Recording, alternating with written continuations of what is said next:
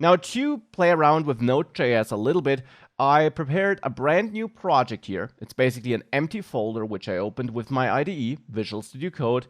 And in there, we're going to write some Node.js code, execute it, and understand how it works.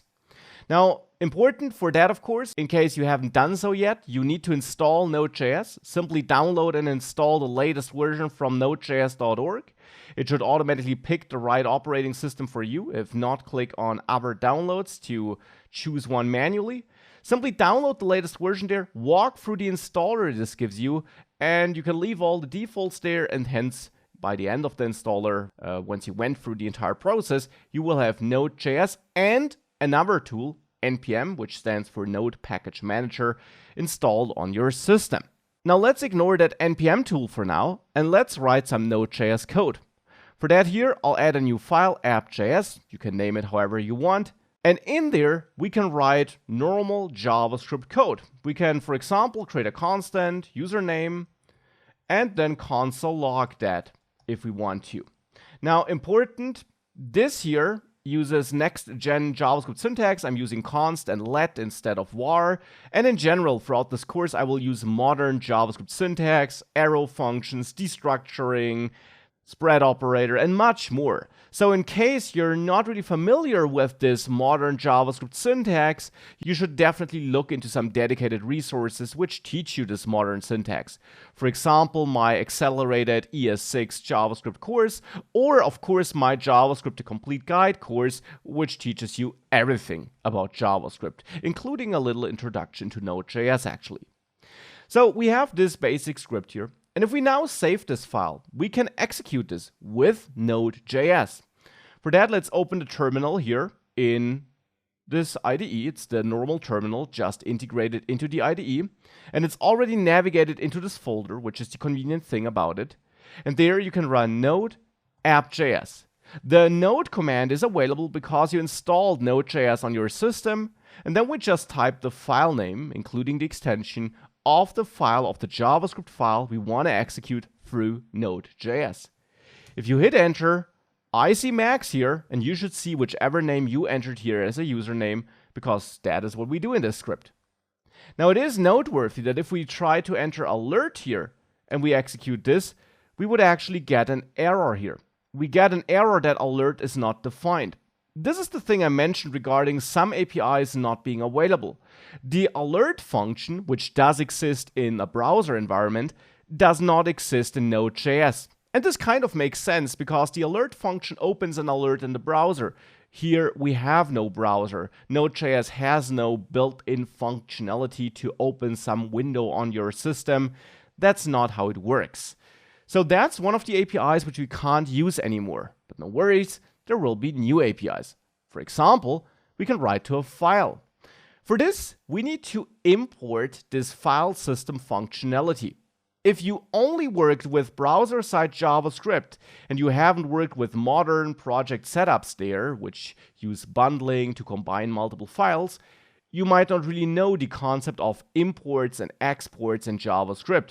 You might simply work with multiple script imports in your HTML files to import multiple scripts. Well, in Node.js, and also, by the way, later in React.js, where we will have a build workflow which supports bundling and splitting our code across multiple files, we are able to import functionalities from file B into file A, and we're able to export functionalities so that we can use them in other files. And it is important to understand that with the exception of some very few global functions, everything which you want to use in a file has to be imported before you can use it. So for example here, I want to write something to a file. For that, conveniently, Node.js has a couple of built-in core APIs, just as the browser has a couple of built-in core APIs like the DOM API. For working with the file system, Node.js has the file system API. We import it with the require function. And that's important. The require function is a function globally available in Node.js, one of the very few globally available functions. Now, require takes a string, and that either is a relative path to one of your files where you're exporting something, or in case of the file system or other core baked in modules, the name of that module, in this case FS for file system. This is a module which is available with the default installation of Node.js. You don't need to install it separately or anything like that. Now require is a function which tells Node.js that you want to import something from that file, or in this case this module you're pointing at.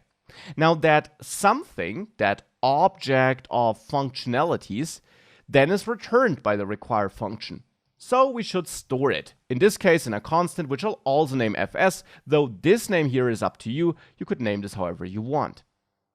Now we can use this file system object to use a couple of methods which are built into this file system module Node.js offers to us. Specifically, there is a writeFile method. The writeFile method takes a path to the file we want to write and then the data we want to write to that file. Now the path in its simplest form can just be the file name, and it will always be written into a location relative to the script you're executing. So here, for example, we could have userdata.txt to create a text file, and it would create that userdata.txt file next to the app.js file. Second argument is our data, and there I will enter name plus username.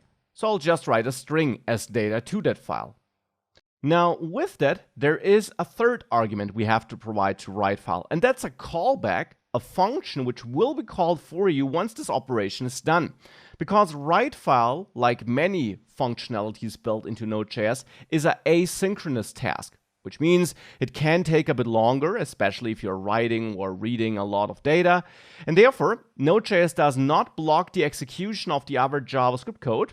Instead, it will outsource this longer taking task to the Node.js environment, which is able to use multi-threading and so on, which JavaScript, the language itself, is not. And it will call a function once it's done.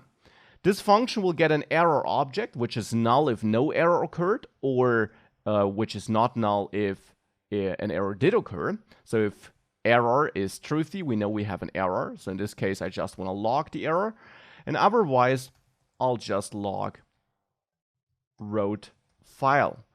I'll return in here so that we don't log this in case we do have an error. Now with that, we have some valid JavaScript code which will run in the Node environment. And if we now call node app.js again, you see wrote file here, and you see the userdata.txt file appear here. And if we look into that file, we see name colon, and then, well, the value we stored in username.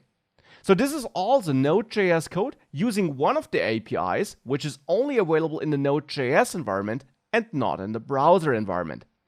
Other than that, other these special APIs, it's regular JavaScript code, and therefore everything you know about JavaScript also applies to Node.js code because it is JavaScript. The only exception really is which APIs you're able to use. All the browser-specific APIs like the DOM and so on are not available here. Instead, you have new APIs.